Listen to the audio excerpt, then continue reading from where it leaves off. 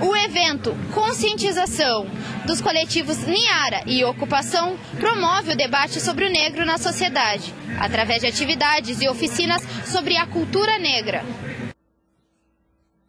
A representante do coletivo Niara, Beatriz Montalvão, fala sobre o coletivo e como a universidade vem promovendo o diálogo sobre o negro na sociedade são-borgense. Bom, o Niara é uma iniciativa dos alunos negros da Unipampa. A Unipampa é composta por poucos alunos negros, né, como toda outra universidade.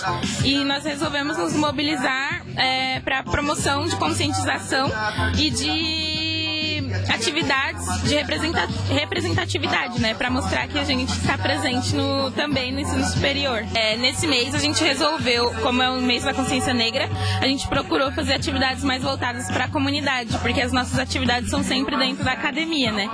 E é muito importante a implantação desses debates em todos os espaços e dessa vez, nesse mês, a gente se uniu com o coletivo Ocupação e através dessa atividade cultural a gente promove a conscientização. A publicitária da Loja Pira, Thailise Narese, fala da importância de apoiar um evento como este.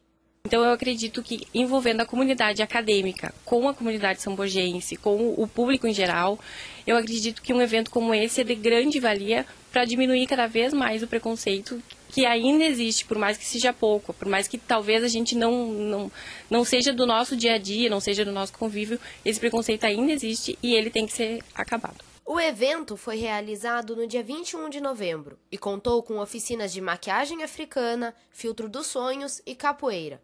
Também teve rodas de conversa sobre os haitianos no Brasil e o que é ser negro no Brasil, realizado com o apoio da Unipampa, da Secretaria Municipal de Cultura e a Loja Pira.